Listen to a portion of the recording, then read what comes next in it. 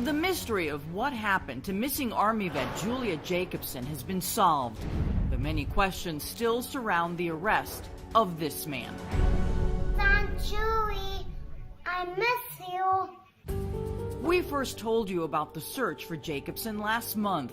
Julia was the youngest of the 4 Jacobson siblings, but to her big sister Casey, she was the tough one. Strong, brave, and adventurous. Just very caring, willing to do anything for anyone. And big brother Tony says that willingness to do anything is one reason Julia joined the Army after she graduated from college. We were always very proud of her for doing that, and the fact that she wanted to go and wanted to continue to make an impact around the world. That's the sister I know. Who wouldn't be proud of a sister who quickly rose to captain, did 2 tours in Iraq, and performed top-secret missions? We do have a great picture of her over in Iraq, and she's holding a large sum of money. So basically her job, she was a finance captain, and so she flew around in helicopters and gave money to various people. After her hitch was over, Julia went to work for a convenience store chain. And then she married a guy Julia didn't really speak about him much. who remained a mystery man to the family. She was living in Denver when she met him, and I think it was some way through social media. I'm not sure how.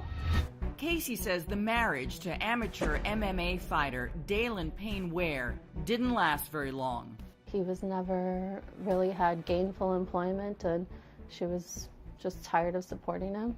She did at least say that, you know, he seemed to be making amends and seeing the errors of his ways, whatever that meant. Julia's focus was on an exciting new job offer in Texas. Before she moved, she wanted to visit Palm Springs, about 140 miles from San Diego.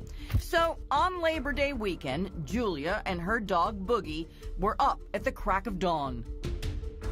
She was seen at 6:30 in the morning in San Diego at a 7-Eleven, wearing shorts and a tank top. This image from a surveillance camera is the last known picture of her.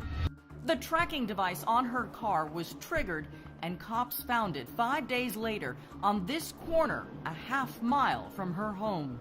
Her car was unlocked, which is very unusual because she's been broken into a couple times.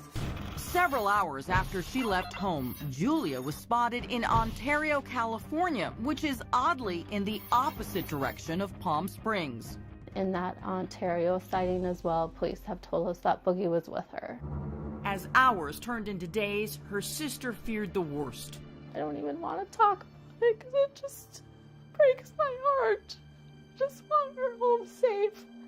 But I know that each day goes on, that the chances of that are getting less and less.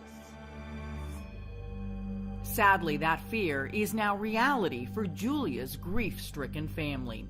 Sister Casey confirming that police called her to tell her they believe Julia and her dog Boogie are both deceased.